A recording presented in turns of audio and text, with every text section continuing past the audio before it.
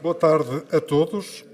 Em nome da Caixa Geral de Depósitos, quero agradecer a vossa presença nesta sessão das 21 Conversas para o século XXI. Este podcast, com a curadoria do Gonçalo M. Tavares, foi criado para promover o encontro entre grandes protagonistas da vida cultural, intelectual e cívica portuguesa. Mais do que entrevistas, estas sessões são exercícios de escuta e reflexão sobre o tempo que vivemos e sobre o século que estamos a construir. Hoje temos a honra de receber uma figura maior da cultura portuguesa, Manuel Alegre. Poeta, romancista, ensaísta, advogado e protagonista da vida democrática portuguesa. Manuel Alegre é uma das vozes mais marcantes da literatura contemporânea. Sua obra atravessa várias gerações e tornou-se inseparável da ideia de liberdade, de cidadania e de compromisso com o país. Muitos dos seus poemas fazem parte da memória coletiva dos portugueses e continuam a questionar-nos sobre identidade, democracia, esperança e futuro. Ao longo desta conversa, conduzida por Gonçalo M. Tavares, teremos a oportunidade de revisitar não apenas a obra literária de Manuel Alegre, mas também o seu olhar sobre Portugal, a Europa, a cultura e os desafios do novo tempo. Mas antes de iniciarmos esta conversa, convido ao púlpito o Presidente da Comissão Executiva da Caixa Geral de Depósitos, Dr. Paulo Moita de Macedo, para dar as boas-vindas institucionais e abrir esta sessão. Dr. Paulo Macedo.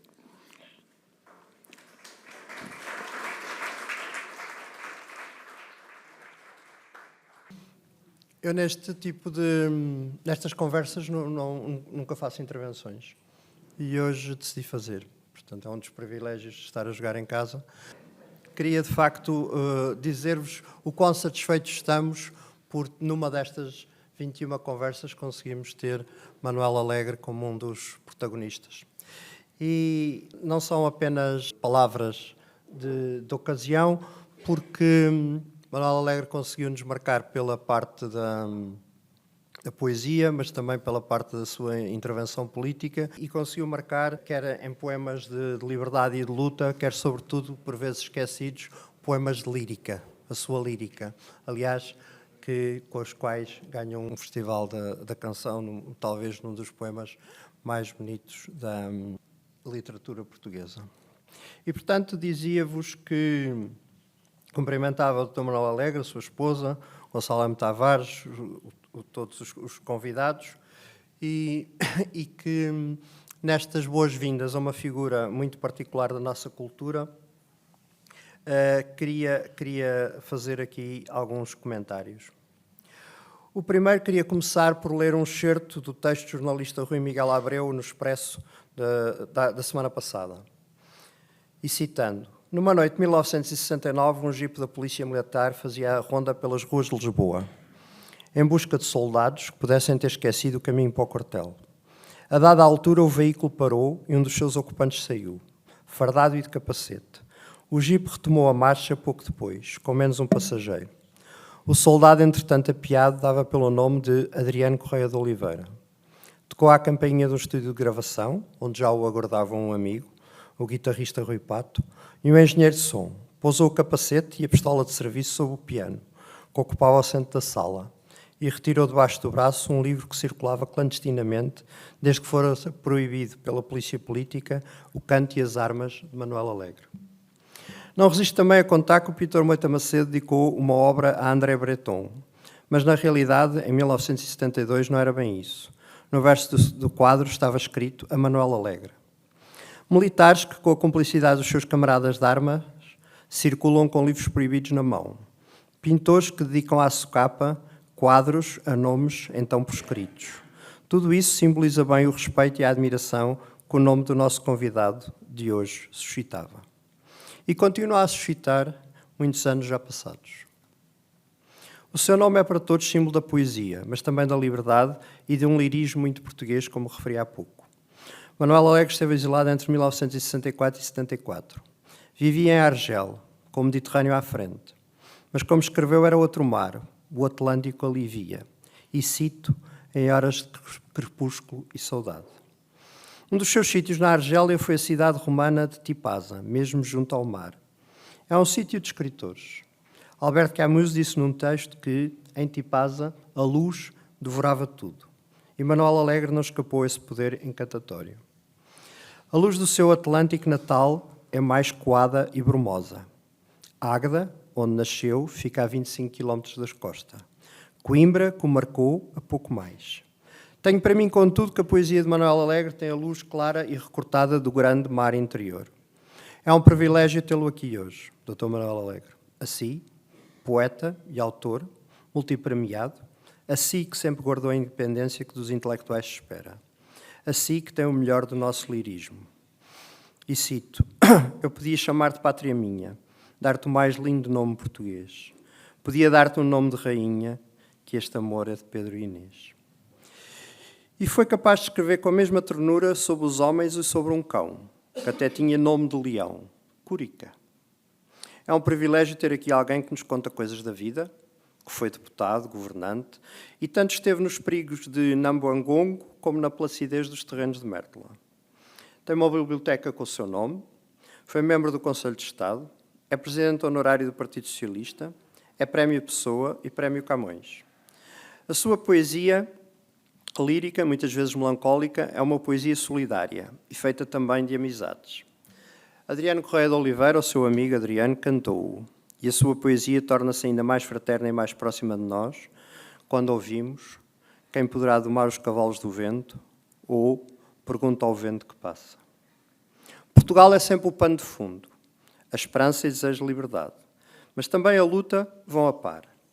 E como a vida é feita de caminhadas, atrevo-me a ler o início de um poema seu, do livro Um Barco para Ítaca, um dos mais de 20 de poesia que publicou. Quando um homem se põe a caminhar, deixa um pouco de si pelo caminho. Vai inteiro ao partir repartido, ao chegar. O resto fica sempre no caminho, quando um homem se põe a caminhar. Muito obrigado pela sua caminhada inspiradora. É um pouco desse percurso que hoje nós, os que estamos aqui e os que nos vão ouvir depois, vão ter a sorte de acompanhar. Muito obrigado.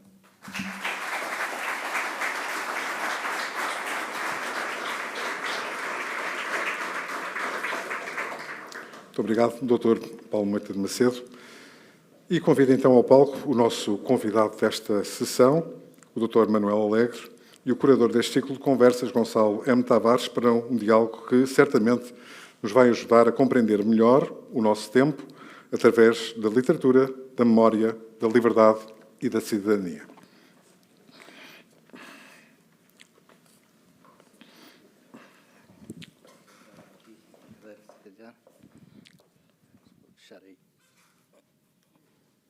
Podem fechar, se calhar. Bem, boa tarde a todos. Dr. Manuel Alegre, como instigador de estabilidade, já trocou de lugares. Eu tinha previsto estar aí.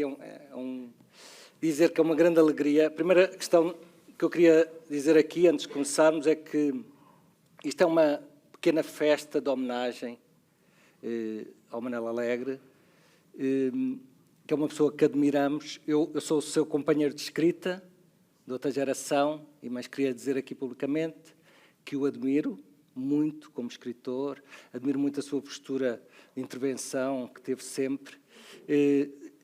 Admiro, por exemplo, como é que os últimos livros são cada vez mais potentes, os últimos livros de poesia, isso é muito impressionante e quem me dera daqui a 20 e tal anos ter essa potência que demonstra em termos de literatura. Portanto, a primeira coisa a dizer é que está entre amigos e é uma grande alegria termos connosco o Manuel Alegre. É a primeira coisa que eu queria dizer. Nós nós pensámos hoje ser um pouco diferente e, portanto, eu vou chamar a Francisca Bartilotti, que começará a ler alguns poemas. Depois teremos um testemunho do José Manuel Mendes, presidente da Associação Portuguesa de Escritores, mas que está aqui na altíssima função de amigo de longa data do Manuel Alegre. E se calhar antes de falarmos, íamos começar com a leitura da Francisca Bartilotti, a quem eu agradeço a presença, o cuidado, o trabalho que teve de seleção, etc. Francisca. Boa tarde a todas e todos. É uma grande alegria estar aqui. Começando por um texto em prosa, Rosas Vermelhas. Nasci em maio, o mês das rosas, diz. Talvez por isso eu fiz da rosa a minha flor, um símbolo, uma espécie de bandeira para mim mesmo. E todos os anos, quando chegava o mês de maio, ou mais exatamente no dia 12 de maio, às 10h15 da manhã, que foi a hora em que eu nasci, a minha mãe abria a porta do meu quarto, acordava-me com um beijo e colocava numa jarra um ramo de rosas vermelhas, sem palavras. Só as suas mãos, compondo as rosas, oficiavam, nesse estranho silêncio cheio de ritos e de ternura. Nesse tempo, o sol nascia exatamente no meu quarto. Eu abria a janela, em frente era o largo, a velha árvore do Largo dos Ciganos. Quando chegava o mês de maio, eu abria a janela e ficava bêbado desse cheiro a fogueiras, carroças e ciganos, e respirava o ar de todas as viagens da minha janela, capital do mundo, debruçado sobre o largo onde começavam todos os caminhos. E tudo estava certo nesse tempo, ou pelo menos nada tinha o sabor do irremediável, nem mesmo a morte da minha tia. Por muito tempo ela ficou nos retratos e no jardim, bordando à sombra das magnólias, andando pelas casas, nos pequenos ruídos do dia-a-dia, até que pouco a pouco se foi confundindo com as muitas ausências que vinham sentar-se na cadeira, onde dantes minha tia se sentava. E eu dormia poisado sobre a eternidade, como se tudo estivesse certo para sempre. Eu dormia com muitos olhos, muitos gestos vigilantes sobre o meu sono. Por vezes tinha pesadelos, acordava inquieto à meio da noite, qualquer coisa parecia querer despedaçar-se, e então exclamava, mãe. E logo essa voz tão calma entrava dentro de mim, mandava embora os fantasmas, e era de novo o meu quarto, a doce quentura da minha casa no cimo da ternura. Não havia polícia nesse tempo, ninguém roubaria a tranquilidade do meu sono, ninguém viria à meia da noite para me levar, porque bastava eu chamar mãe, e logo uma voz tão calma mandava embora os fantasmas. E era a paz nesse tempo em que todos os anos, quando chegava o mês de maio, ou mais exatamente o dia 12 de maio, às 10h15 da manhã, a minha mãe abria a porta do meu quarto e colocava religiosamente um ramo de rosas vermelhas sobre a minha vida. Nesse tempo em que dormir, acordar, nascer, crescer, viver, morrer, era um rito no rito das estações. Em maio de 1963, eu estava na cadeia. Por vezes, à meio da noite, um grito abalava as traves da minha cabeça, direi mesmo da minha vida, e eu acordava suado, dolorido, como se um rato, talvez o medo, me roesse o estômago. E era inútil chamar. Onde ficar essa voz que antes vinha repor o sono no seu lugar, repondo a paz dentro de mim? E as manhãs penduradas no mês de maio, onde acordar era uma festa? Onde ficar a ternura? Onde ficar a minha vida? Em maio de 1963, eu estava na cadeia, dormia, como direi, acordado sobre cada minuto. Tinha aprendido o irremediável, alguma coisa dentro de mim se despedaçara para sempre. Para sempre? O que quer dizer para sempre? Era inútil chamar. Tinha aprendido fisicamente a solidão. Embora na cela do lado alguém batendo com os dedos na parede me dissesse coragem, eu estava, pela primeira vez, fisicamente só, dentro do meu sono povoado por esse grito que estalava por vezes as traves da minha cabeça. Onde essa voz que mandava embora os fantasmas? E era terrível essa manhã sem amanhã, essa realidade branca e gelada, toda feita de paredes, grades, perguntas, gritos. Mesmo que na cela do lado alguém, batendo com os dedos na parede, me dissesse bom dia, era terrível acordar nessa estreita paisagem com 7 passos de comprimento por 7 de largura, tão hostil, tão dolorosa como as regiões dos pesadelos. Porque acordar era ter a certeza de que a realidade não desmentiria o pesadelo. Mesmo que os meus dedos batendo na parede transmitissem notícias de um homem que podia responder bom dia, de cabeça erguida, era terrível acordar no mês de maio, com a certeza de que no dia 12 a minha mãe não entraria no meu quarto, deixando-me na fronte um beijo e rosas vermelhas sobre os meus 27 anos. Talvez seja preciso renunciar à felicidade para conquistar a felicidade. Eu estava na cadeia em maio de 1963. Tinha aprendido a solidão. Tinha aprendido que se pode gritar com todas as nossas forças quando se acorda à meia da noite com um grito na cabeça e um rato, talvez o medo roendo-nos o estômago, que ninguém virá repor a paz dentro de nós. E então, é a altura de saber se as traves mestras de um homem resistirão. Pois só a tua voz, amigo, responderá ao teu apelo torturado na noite. E nessa hora, a mais solitária das horas, se conseguires cerrar os dentes, dar um murro na parede, acender um cigarro, se conseguires vencer esse encontro com a solidão no mais fundo de ti próprio, com que alegria, com que estranha alegria, na manhã seguinte tu responderás bom dia. Mesmo que seja terrível acordar no mês de maio, nessa estreita paisagem gelada e branca, com 7 passos de comprimento por 7 de largura. É certo que se podem escolher outros caminhos, mas poderia eu ter escolhido outro caminho? Acaso poderia dormir descansado onde quer que estivesse, sabendo que algures na noite há homens que batem, há homens que gritam? Os fantasmas tinham entrado no meu sono, invadiram a minha casa no cimo da ternura. Os fantasmas eram donos do país.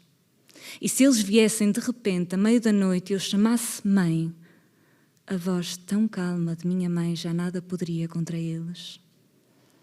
Era um trabalho para mim, uma tarefa para todos aqueles que não podem suportar a sujeição. Eu nunca pude suportar a sujeição. Acaso poderia ter escolhido outro caminho? Por isso, em maio de 1963, eu estava na cadeia. Isto é, de certo modo, eu estava no meu posto. No dia 12, não acordei com o beijo de minha mãe.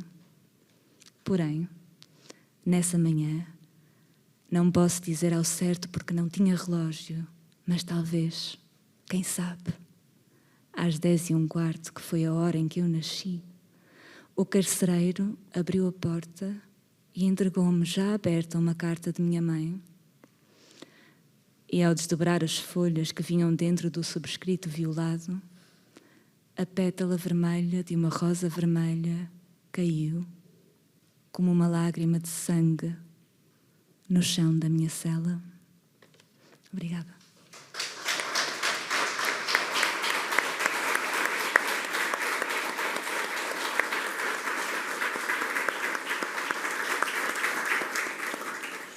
Eu convidava agora o Dr. José Manuel Mendes para fazer um pequeno depoimento mais pessoal de um percurso comum.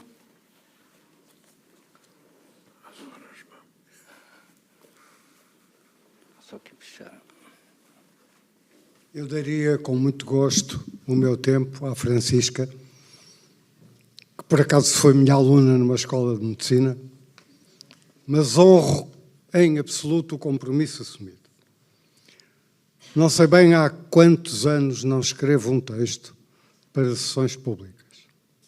Sempre falei de improviso. Algumas razões, no entanto, levaram a que desta vez pusesse no papel aquilo que vão ouvir. Santíssimo Senhor Presidente da Caixa Geral de Depósito, Dr. Carlos Moita de Macedo, caríssimo Gonçalo, em quem reúno todos os que conceberam e realizam esta sessão, senhoras e senhores, meus amigos. A seiva densa da amizade funda, constrói, no júbilo e nas emergências umbrosas, lugares que são, entre outros, a fulguração da vida. Como as projeções dela, Fortleben, diria Walter Benjamin, nos leitos da memória e das narrativas que darão origem. Comecei a ser amigo do Manuel Alegre antes de uma presencial saudação, do abraço primeiro. Em Coimbra, sobretudo, cidade sua, ali no termo de Águeda, se me é permitido inverter movimentos geográfico-sociológicos e taxonomias administrativas, se já levava comigo os seus 2 livros primordiais, com audácia difundidos nas ruas e frentes da insubmissão democrática, do terceiro seria revisor de provas, companheiro de vicissitudes, mais ainda pude partilhar, pelo canto e nos recitais, por exemplo, nas lutas de 1969, uma arte nova e insurgente e irresistível. Conheci-o, portanto, na Praça da Canção, em O Canto e as Armas e Um Barco para Ítaca, numa doação interpretativa em circunstâncias públicas, antecipada, entre outros, por José Carlos de Vasconcelos, e nos domínios da música, como foi lembrado, por Adriano Correia de Oliveira, António Bernardino, que saudade. António Portugal, também. Rui Pato, entre muitos que não cabem nos estritos minutos desta crónica. Era uma poética outra, singularmente lírica e inserível na rizomaticidade épica, vinda de longe, em particular desse soldado, brigão às vezes, e aventureiro genial, numa acessão feita de engenho e arte, que foi Luís de Camões. Arma o irunque cano, as armas e os barões. Aqui, sobre o timbre metafórico, mais do que estes, os fautores da grandeza pátria e os homens do cotidiano insubmisso, que reencontramos inovados nas águas desses livros augurais por outros livros continuados. Só que, nele, Manuel Alegre, o canto é a grandeza sem par da liberdade e dos que, correndo todos os riscos, todos, passaram além da dor, como quem passa além da Taprobana, até um 25º dia do mês 4º de há 52 anos, no país de Abril, que ele profetizou pelo avesso da retórica, com incidências a acontecer. Um enlace, portanto, da prognose e instância subjetiva, ontológica, gnosiológica, correndo pelos fluxos da trova no vento que passava e pelo jornadear amoroso mediante elaborações nunca epigonais. Muito ao invés de quaisquer simplismos, reiterações estéticas estagnadas. No humus identitário, surpreendendo por quanto nos toca enquanto renovo e ousadia, em permanência, até ao futuro, que não tarda. Bastará absorver, verso a verso, porventura, quanto emerge de impercorrido, o Gonçalo o disse, em Balada do Corsário dos Sete Mares, recém-publicado.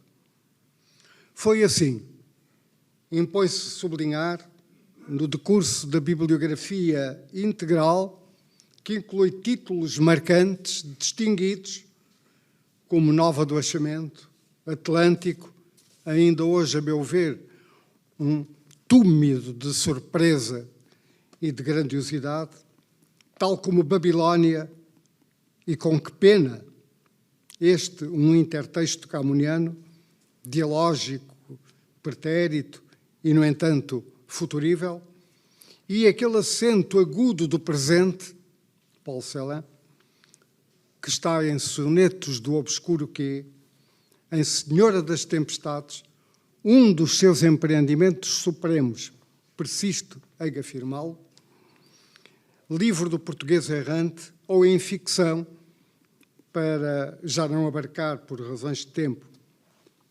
aproximamo-nos da meta dos minutos concedidos, Jornada de África, O Homem do País Azul, Alma, Cão como Nós, quem o não incorporou na sua melhor biblioteca?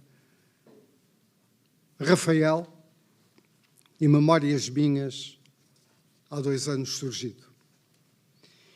Evidencia-se neste fio de edições quanto exprime um escritor maior, raro, da lei da morte liberto, ou libertado, se se quiser.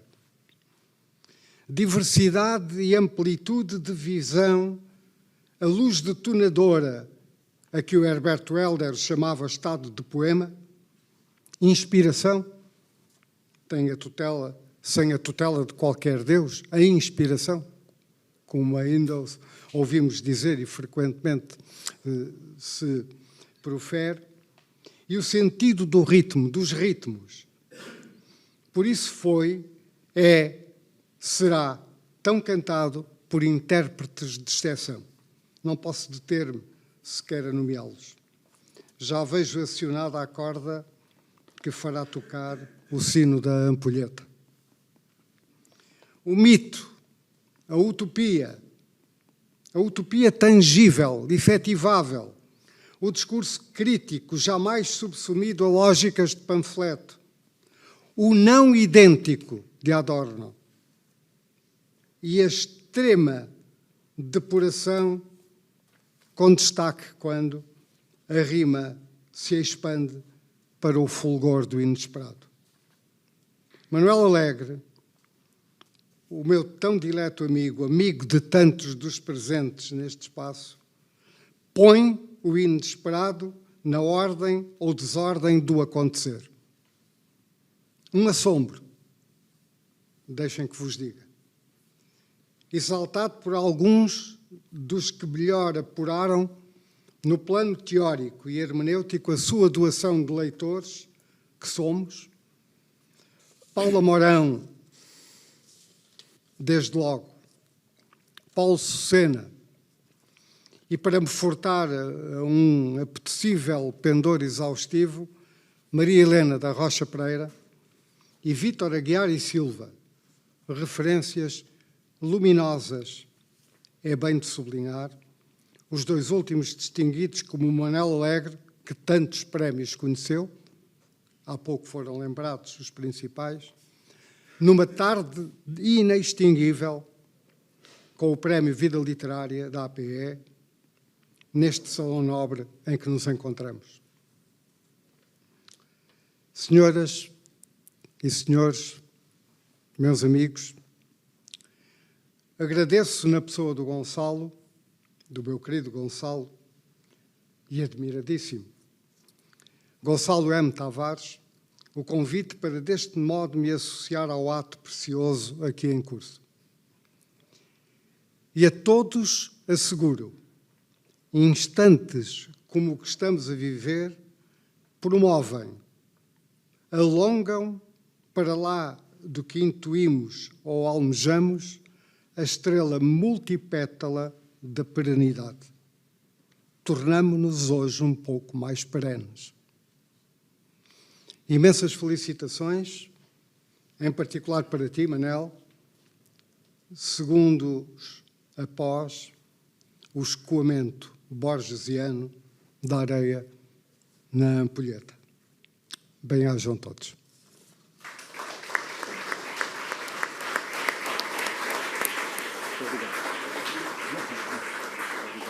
Obrigado, Manuel. Obrigado. Bem, muito obrigado, José Manuel Mendes.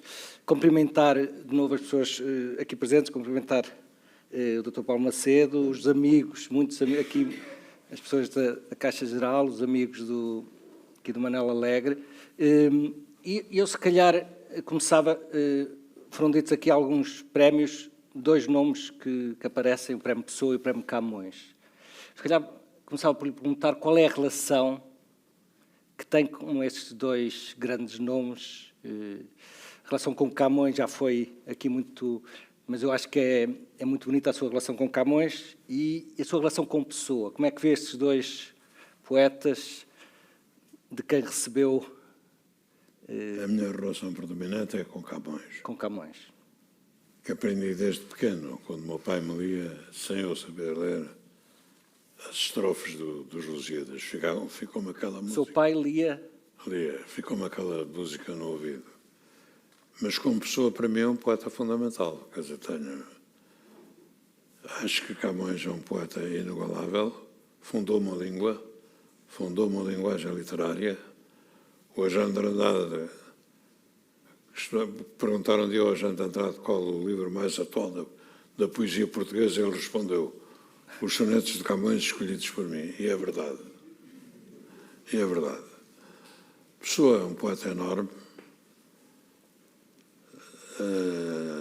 através dos seus heterónimos e de Pessoa ele próprio.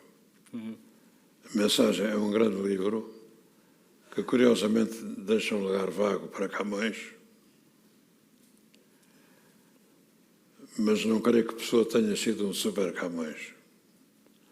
É um grande poeta, são os 2 maiores poetas da língua portuguesa. A mim, Pessoa, na adolescência, marcou-me extraordinariamente. Lembro-me quando li Tabacaria, fiquei num estado de doença. Perguntei-me, ao fim e ao cabo, para que é que vale a pena ser inteligente, para que é que vale a pena estudar. Perguntava-me, fulano, dizia-me, fulano é um tipo muito inteligente. Ele leu a Tabacaria. É um poema revolucionário em termos de literatura. É um poema revolucionário. Sobre o sentido da vida, sobre tudo. É um poema revolucionário. E é um poema que nos dá a volta, por completo. Foi um poema que me marcou muito. Como muitos outros do Pessoa. E do Álvaro de Campos. A Ode Marítima, a Ode Triunfal, a Ode à Noite. Sim, é qualquer... E em relação a Camões, o que é que o fascina? Eu julgo que parte inicial da sua obra há um fundo camoniano, que se calhar na segunda parte, ou na terceira... É uma música. É o facto dele reduzir a conceitos os sentimentos, como dizia o Jorge de Sena. Mas é sobretudo uma música. Ele agarra em 2 expressões terríveis da língua portuguesa, que é o que e o porquê, e faz música. E se alguém te perguntar a canção, como não morro, tu lhe dirás canção, que porque morro. Incrível. Isto é um atrevimento que mais ninguém é capaz de ter. Sim. Mas isto tem a ver... Os quês e os que são os empecilhos. Os porquês, isto tudo... Os empecilhos da língua. Isto tudo, sim. Mas ele funda a língua portuguesa, como dizia o Cesarino, tal como hoje nós a descrevemos e falamos. Mas, além disso, fundou uma linguagem literária, uma linguagem atualíssima. Quando a Amália canta uns sonetos de Camões, dá a impressão que eles foram escritos de propósito para um dia a Amália os cantar.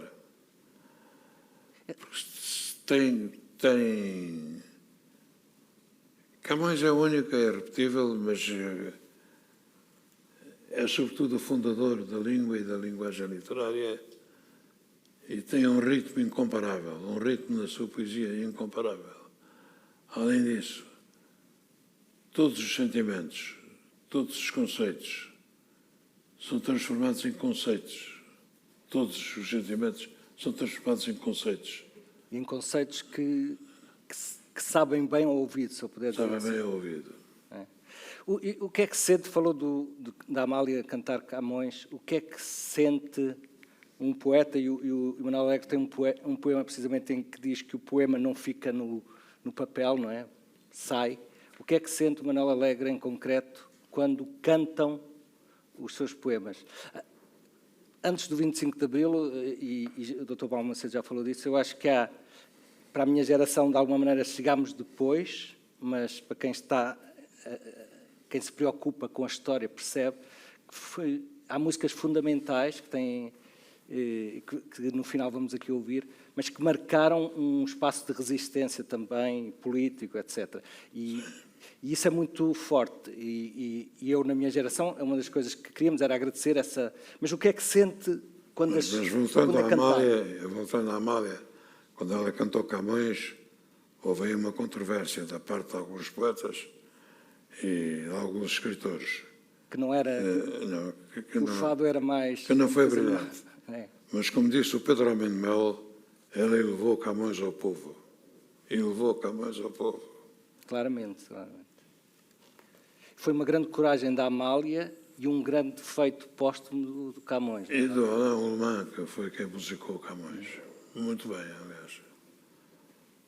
Bom, eu convivi muito em Coimbra com a gente da música e dos fados, com o Zeca Afonso, com o Adriano Correia de Oliveira, com o Fernando Machado Soares, com o meu cunhado António Portugal, com o António Brojo, foram extraordinários guitarristas. Tínhamos um grande convívio. O Portugal namorava a minha irmã, de maneira que eles vinham ensaiar para a minha casa. E tudo se misturava. A música, a poesia, a política. E ao ouvir aquelas canções, ao ouvir, sobretudo, a transformação de canções populares em fados de Coimbra, pelo Betancourt, por exemplo, mas também pelo Zé Afonso, eu percebi que a poesia portuguesa precisava de algo de novo, de um ritmo novo, de voltar aos trovadores, de voltar à raiz popular, de voltar aos trovadores. E isso eu devo ao fado de Coimbra, não às letras do fado de Coimbra, mas à música do fado de Coimbra e, sobretudo, às suas guitarras. Mas nós fizemos uma aprendizagem comum. E dessa aprendizagem e desse convívio nasceram poemas de contestação, poemas de intervenção, que foram musicados e depois cantados. E que levaram a poesia mais longe. Eles levaram a poesia mais longe. A minha poesia não teria ido tão longe se não fosse musicada e cantada. Além de ser dita em agremiações, etc. Curiosamente, os meus livros foram apreendidos, Praça da Canção e o Canto e as Armas, mas circularam em cópias manuscritas e datilografadas. Mas cantados, proibidos e cantados, os poemas foram mais longe. Mas o canto levou a poesia mais longe. Não, o canto é uma espécie de projeção de voz, não é? E de alguma maneira...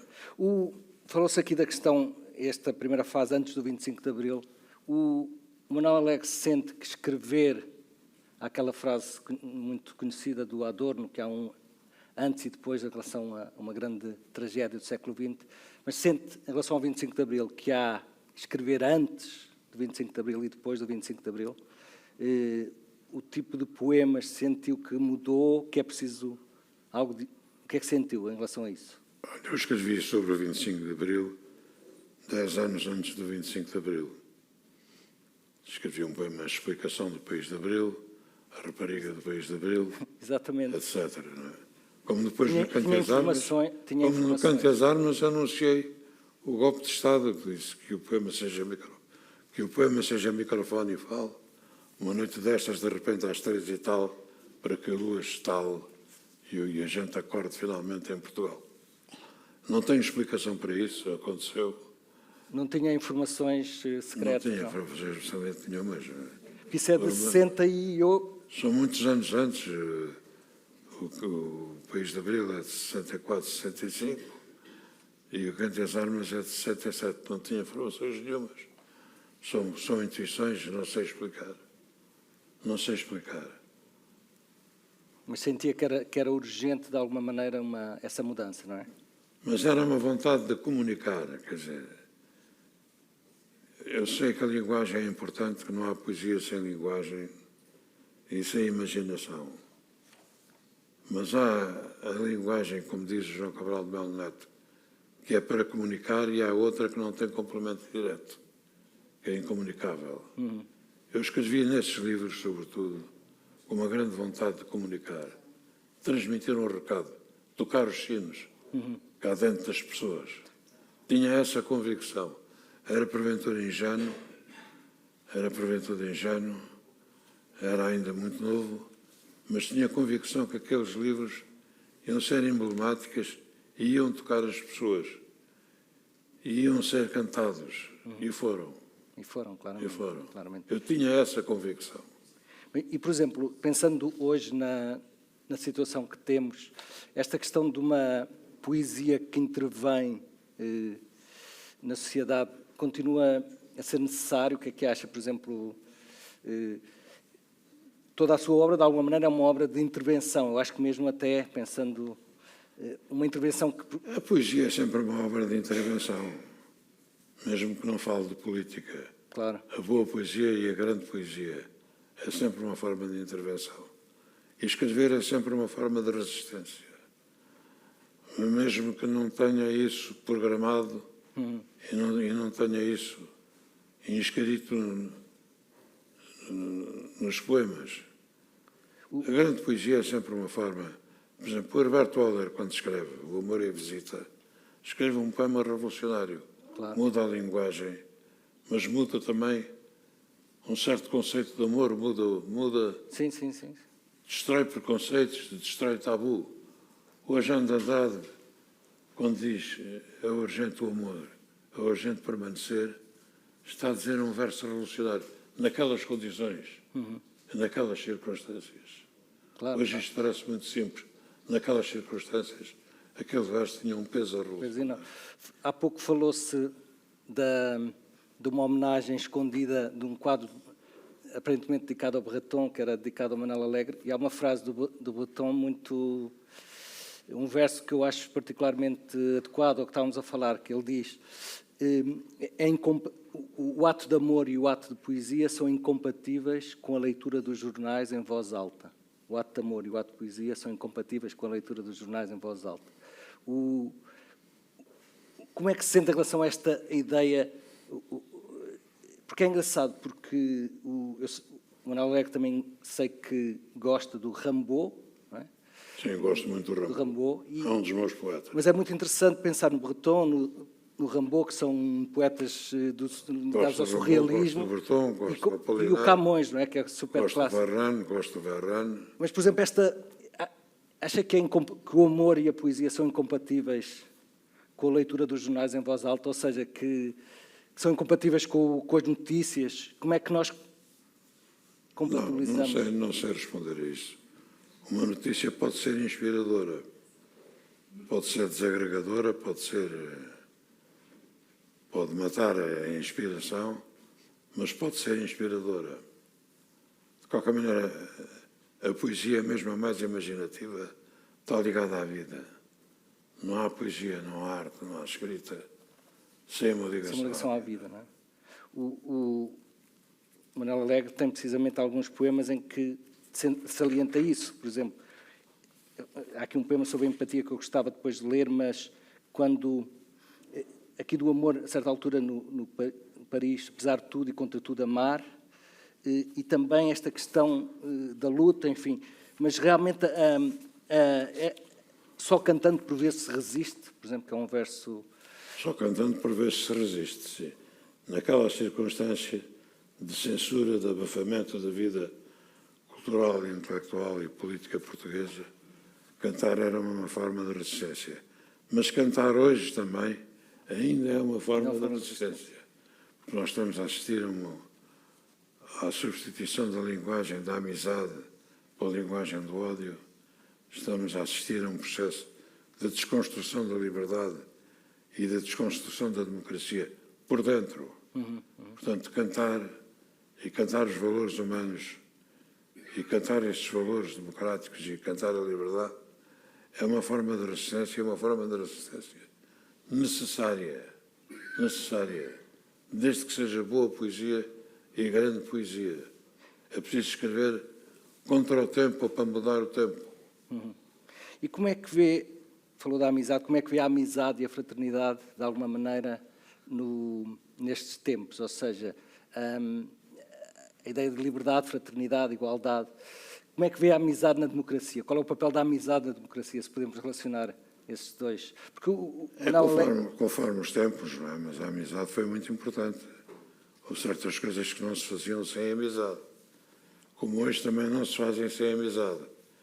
E hoje é mais difícil fazer certas coisas que nós fizemos na minha geração, onde havia um espírito mais coletivo, sente isso, é? de maior participação, porque hoje a amizade é menor, não há tanta amizade, não há tanta vida coletiva, não há tanta participação, nem contacto uns dos outros. Hoje há muitos guetos, e a amizade muitas vezes resume-se a 2 a 3 pessoas, ou pequenos grupos. Na minha geração e nos anos 60 e antes dos anos 60, a amizade era uma vivência coletiva, era uma aspiração coletiva. E havia espaços, de alguma maneira, da amizade, não é? Os cafés, os pequenos bares. O café é o tempo de paz, o ir escrever palavras de ordem numa parede. Isso era uma forma de amizade. E porquê é que sente que hoje, porquê é que tem esse diagnóstico de hoje, de alguma maneira, sente que as pessoas estão mais isoladas? Terá a ver com o telemóvel, qual é a sua leitura disso? No telemóvel há outros interesses, há muita outra coisa. Mas creio que também há um grande egoísmo e um grande regresso a certas formas de individualismo e uma desagregação desse espírito coletivo e desse espírito social. Eu queria falar de um tema que é um tema que de alguma maneira está sempre presente. Há uma personagem, o Hans Christian Andersen, enfim, é associada à literatura para crianças, mas ele tem uma personagem que, a certa altura, diz: pediram-me para rezar, mas só me lembrava da tabuada. Que acho que é... E é engraçado que se pode inverter isso. Portanto, há pessoas a quem se pede para rezar e só se lembram da tabuada, e há pessoas a quem se pede a tabuada e só se lembram de rezar. Ou seja, de alguma maneira, acho que continuamos muito entre um conflito entre a fé e uma espécie de racionalidade extrema que a tabuada pode ser... A fé é como a poesia, a fé implica, não se explica. Mas qual é a sua relação, sei que é uma pergunta muito pessoal, mas qual é a sua relação com a fé? Eu não tenho a graça da fé, mas não sou um ateu. Tenho muitas interrogações a que procuro respostas, muitas interrogações sobre a morte, sobre a existência ou não de Deus, sobre o sentido ou não da vida. Muitas interrogações a que procuro responder, muitas vezes através da poesia, mas são mais as perguntas do que as respostas. Mas sobre eu sendo de umas gerações mais novas, o sentido da vida, que se não tem respostas, mas quais são as perguntas que tem sobre isso, não é? Que é uma das coisas que eu de vez em quando telefono aos amigos e pergunto, a primeira coisa que eu digo: qual é o sentido disto? Não é? Pois, qual o sentido? Essa é a grande pergunta. Essa é a grande pergunta com a qual a fé não é fácil. Está relacionada. Quem tem a graça da fé tem esse problema resolvido. Que é um grande... Quem não a tem, procura. Procura, que eu faço procurar, nem sei bem o quê, mas procuro. Mas, por exemplo, com a figura de Cristo, qual é a sua relação com a figura de Cristo? A figura de Cristo é incontornável, não é? Cristo é o fundador da nossa civilização e dos valores que são para nós os valores essenciais, os valores humanos, o amor, o respeito pelo outro, a compaixão. Isso é incontornável. E uma espécie de cuidado com a pobreza, por exemplo, não é? A empatia, que é uma coisa muito... Sim.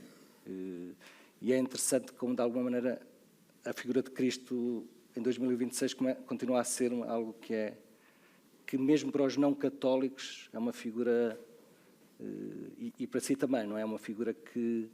É uma figura marcante. A figura de Cristo é uma figura marcante e insubstituível. É uma figura que está na base da minha formação e até mesmo da minha formação política. Política. Mesmo na base da minha formação política. A solidariedade, a compaixão. Solidariedade. A luta pelos outros, o interesse pelos outros, o respeito do outro. Tudo isso vem de Cristo, não é? Não, isso é muito... A fraternidade, não é? De alguma maneira também. A fraternidade.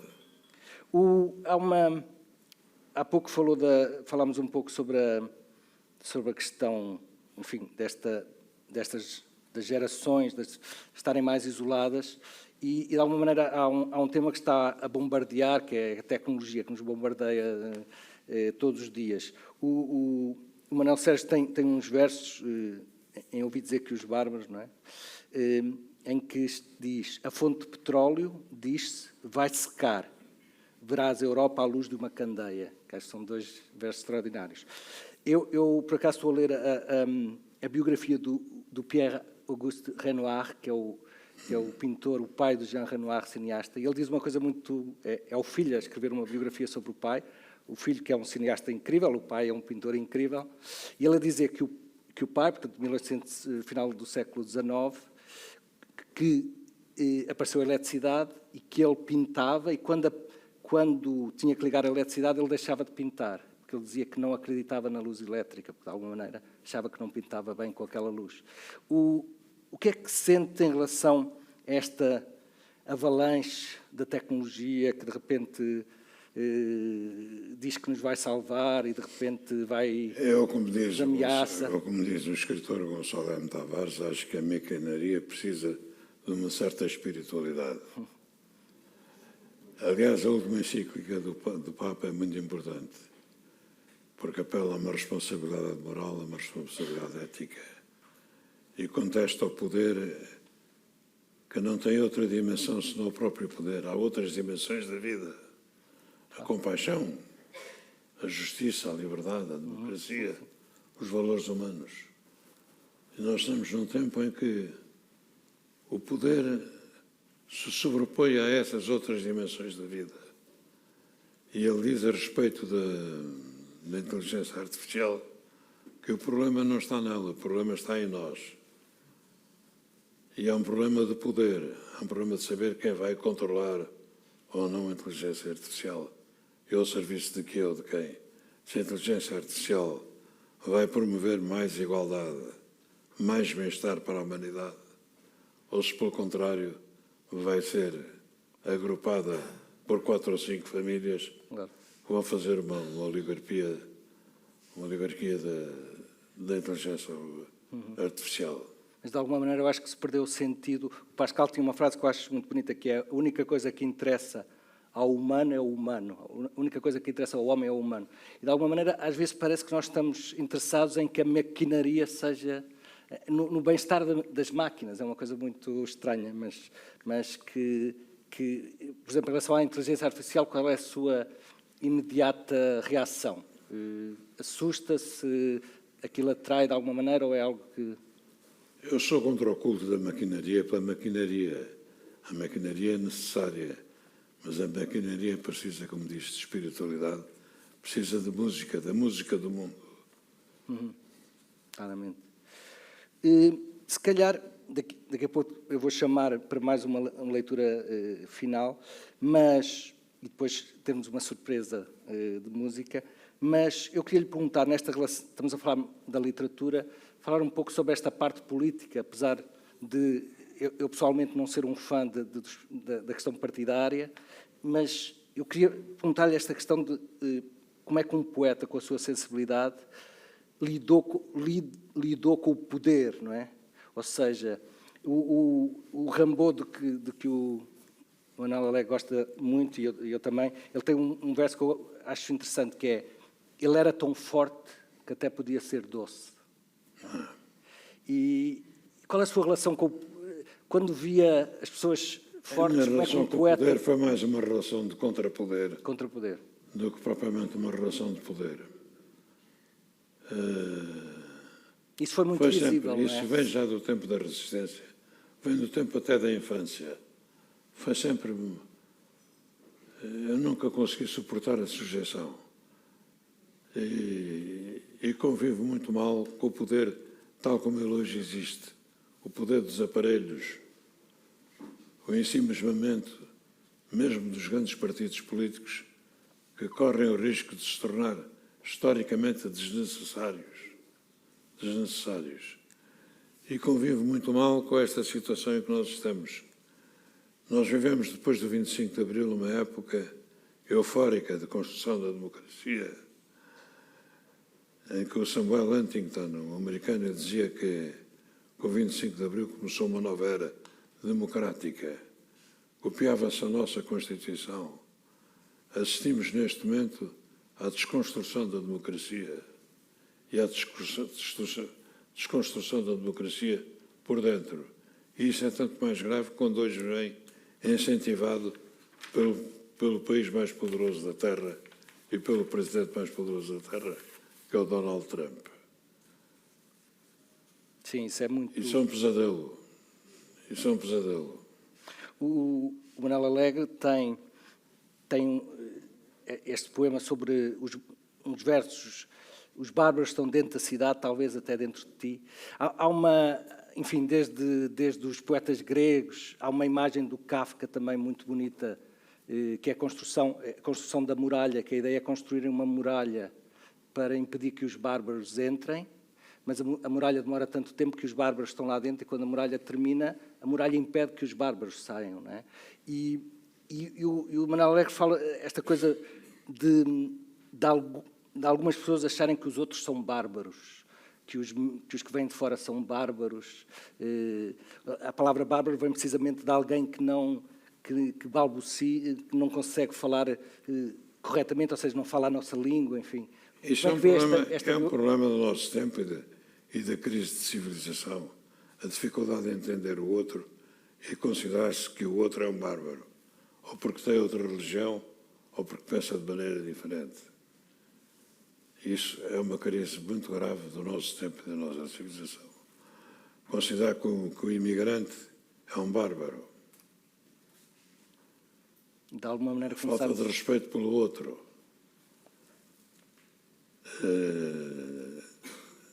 E também na própria relação entre as civilizações. As principais civilizações consideram que as outras são bárbaras. E isso é um problema. É um problema da fé. É um problema da fé. Que rezam da maneira errada, não é? Rezam de maneira errada. Eu ia se calhar convidar a Francisca Bartilotti para ler mais um pouco. Estamos mesmo a terminar. E antes da Francisca, enquanto a Francisca chega, há uma... Como é que Camões, os clássicos, Rimbaud, os surrealistas, se misturaram e criaram qualquer coisa na sua obra? Ou seja, até que ponto, por exemplo, esta questão do surrealismo, desta ideia da liberdade livre, que o Manuel Alegre gosta muito, como é que isso se junta tudo? Estas coisas que parecem inimigas uma da outra, não é? O acaso... O Rimbaud é sozinho uma literatura e o Camões é sozinho uma literatura. Como pessoa também é sozinho uma literatura. Mas quando o Manuel Alegre escreve, por exemplo, o Rimbaud falava muito do acaso. O Camões, se há alguma coisa que não existe ali, é o acaso. O Breton falava Breton muito também. do acaso. E como é que vê esta questão, na sua escrita, o acaso e a disciplina, como é que jogam? Ou seja, um instinto camoniano das regras... Eu não sei se o acaso existe, se não existe. Sei que, para quem escreve, o acaso tem muita importância. Certas coisas acontecem por acaso, mas eu não sei se esse acaso não é um acaso historicamente necessário. É uma coisa muito bonita que, para os gregos, o acaso era qualquer coisa que acontecia não por decisão de dois indivíduos. Portanto, quando duas pessoas se juntavam por acaso, os gregos faziam esta pergunta meio absurda. Bem, se o João não decidiu encontrar-se com o António e o António não decidiu, quem é que decidiu? Esta pergunta e eles respondiam os deuses. E para eles, então, o acaso era uma decisão dos deuses, portanto, claramente acima dos humanos. E isso é interessante como nós hoje pomos o acaso como se fosse uma coisa meio secundária, por isso é muito bonito dizer pôr o acaso, de certa maneira, num patamar elevado, não é? Elevado. Eu ponho num patamar muito elevado. Não, acho bonito isso, porque parte da nossa vida são decisões do acaso ou dos deuses, se formos gregos. Se calhar, ouvir alguns poemas para terminar, antes de chamarmos a nossa convidada final. Francisca. Então, o primeiro texto foi do livro Praça da Canção, de 1965, e este que também foi citado já, do Canto e as Armas, de 67. Poema-arma. Que o poema tenha rodas, motores, alavancas, que seja máquina, espetáculo, cinema, que diga à estátua, sai do caminho que atravancas, que seja um autocarro em forma de poema. Que o poema cante no cimo das chaminés, que se levante e faça o pino em cada praça, que diga quem eu sou e quem tu és, que não seja só mais um que passa. Que o poema esprema a gema do seu tema e seja apenas um teorema com dois braços. Que o poema invente um novo estratagema para escapar a quem lhe segue os passos. Que o poema corra, salte, pule, que seja pulga e faça cócegas ao burguês. Que o poema se vista subversivo de ganga azul e vá explicar numa parede alguns porquês. Que o poema se meta nos anúncios das cidades, que seja seta, sinalização, radar. Que o poema cante em todas as idades. Que lindo, no presente e no futuro, o verbo amar. Que o poema seja microfone e fale uma noite destas, de repente, às 3 e tal, para que a lua estoure e o sono estale e a gente acorde finalmente em Portugal. Que o poema seja encontro onde era despedida, que participe, comunique e destrua para sempre a distância entre a arte e a vida, que salte do papel para a página da rua, que seja experimentado muito mais que experimental, que tenha ideias sim, mas também pernas, e até se partir uma não faz mal, antes de muletas que de asas eternas. Que o poema assalte esta desordem ordenada, que chega ao banco e grita baixo a pança, que faça ginástica militar aplicada e não vá como vão todos para a França. Que o poema fique e que ficando se aplique a não criar barriga, a não usar chinelos. Que o poema seja um novo infante Henrique voltado para dentro e sem castelos. Que o poema vista de domingo cada dia e atire foguetes para dentro do cotidiano. Que o poema vista a prosa da poesia ao menos uma vez em cada ano. Que o poema faça um poeta de cada funcionário já farto de funcionar. Que de novo acorde no Luzia da saudade do novo, o desejo de achar. Que o poema diga o que é preciso, que chegue disfarçado ao pé de ti e aponte a terra que tu pisas e eu piso. E que o poema diga, o longe é aqui.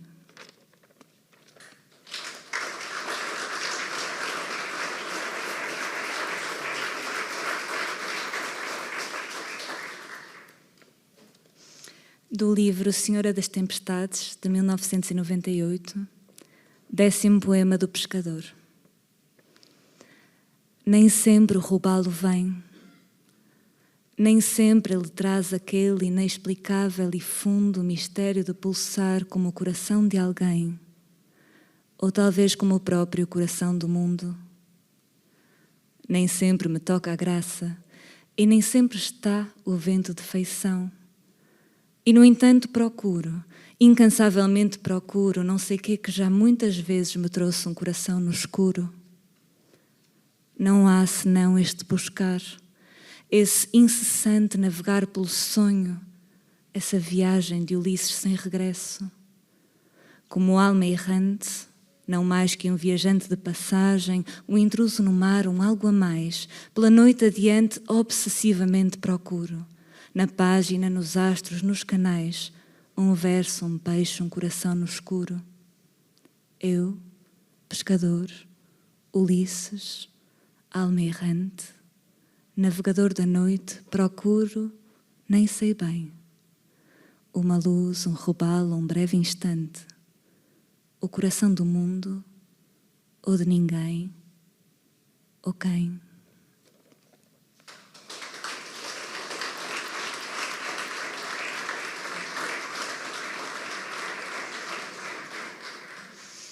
E para terminar, também para não me estender muito, do livro mais recente, Balada do Corsário dos Sete Mares, publicado em 2026. Pé ante pé. Há muitas maneiras de entrar no poema.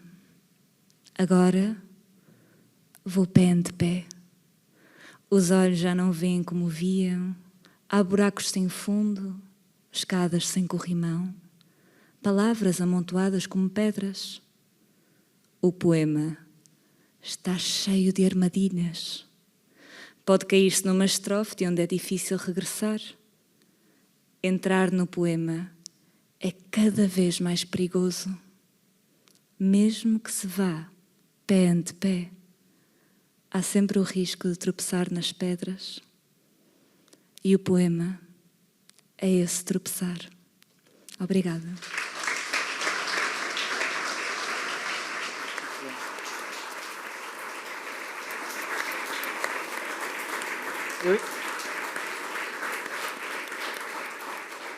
Muito obrigado, Francisca. Enquanto eu chamo a Maria Bobone e aqui para o palco, queria só, em nome da Caixa Geral e em meu nome, oferecer uma edição recente dos Lusíadas, tem 250 exemplares, com uma intervenção de artistas contemporâneos e que tem um QR Code no início de cada canto, com a leitura integral, portanto, cada canto 100 e tal pessoas, de pessoas do Porto desde os 6 aos 92 anos. Julgo que a última a leitora mais experiente tinha 92 anos. É com grande alegria que ofereço em nome da Caixa Geral e em meu nome, e é um grande prazer. Obrigado. Se quiser só vir aqui para agradecer, para podermos agradecer os últimos... Ela tinha mais um para cantar. Queres... Canta lá. Então, Então, essa música quer que eu cante? Quero. Quer? Está bem.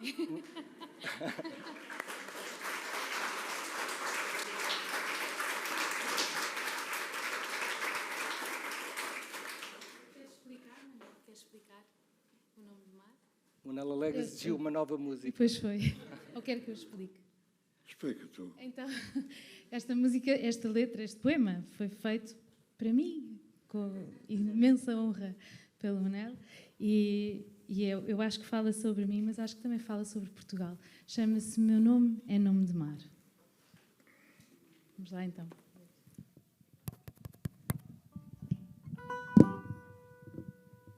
Desculpem lá.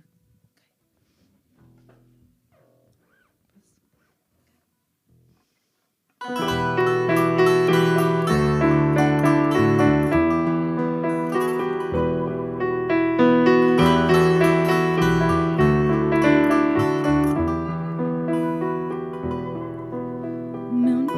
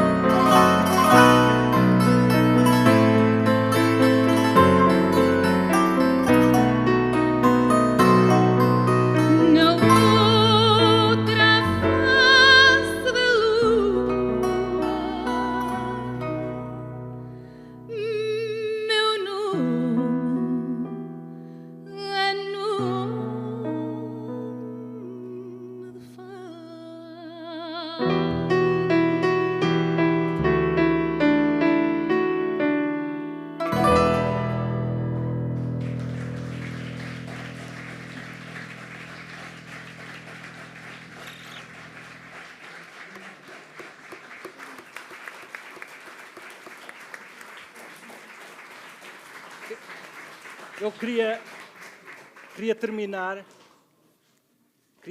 só agradecer à Caixa Geral, agradecer à Mariana Bobone e ao grupo, muito obrigado. Agradecer à Francisca Bartilotti as lindíssimas leituras, a Manuel Mendes ao testemunho tão potente e sábio. E queria pedir um grande aplauso para o Manuel Alegre. Um grande aplauso.